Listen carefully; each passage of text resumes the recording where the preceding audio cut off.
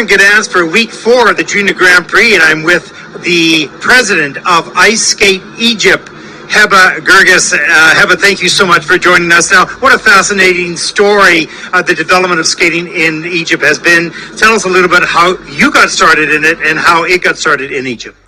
Thank you very much, Ted, for interviewing me. It's truly an honor to be here today as your guest. And also, it's truly an honor to be here representing Egypt. This is our very first ever international competition, and I'm so proud to be here today. The idea started in 2016.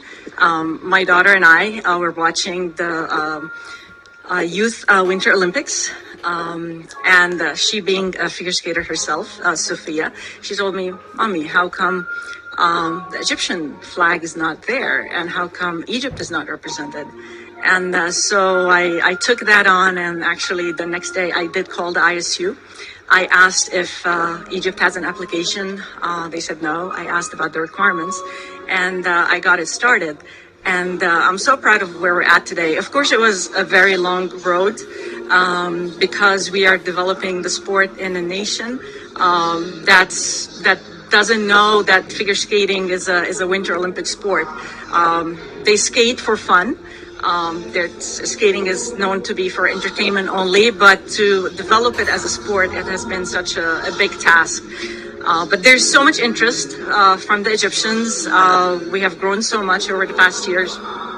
Well, you know, we've talked, we're here at a kind of an elite competition to a certain degree, ISU Junior Grand Prix, but really the birth of an organization, the birth of skating federation really starts at Learn to Skate. Tell us a little bit about your Learn to Skate program. Sure. We started initially with like our first nationals in 2019, but we had skaters, Egyptian skaters that lived abroad. During COVID, we were, you know, it worked for us a little bit because I had the chance to work with international coaches. I had our two advisors. I had Coach Monica Hale in the U.S. and Jamie White, and I also had Mr. Joel Karakash. They helped us develop a curriculum for Ice Skate Egypt, and I wanted to do a unique curriculum for us with Egyptian names. So basically our levels, they go by, the little ones are called Tuts, as in King Tut, and then the levels advance. So it's a very unique curriculum, developed very thoughtfully, and it's working very well for us. And we also have like obelisk levels and so on.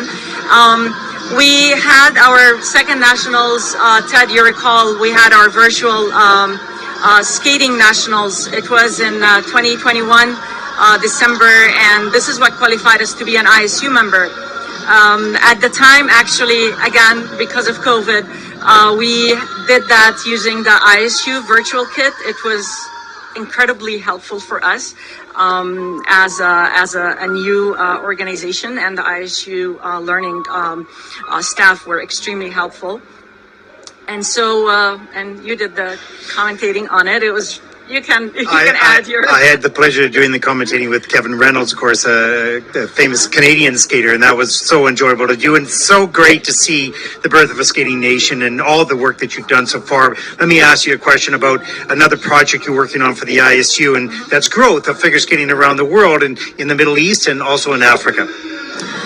Yes, so the ISU has...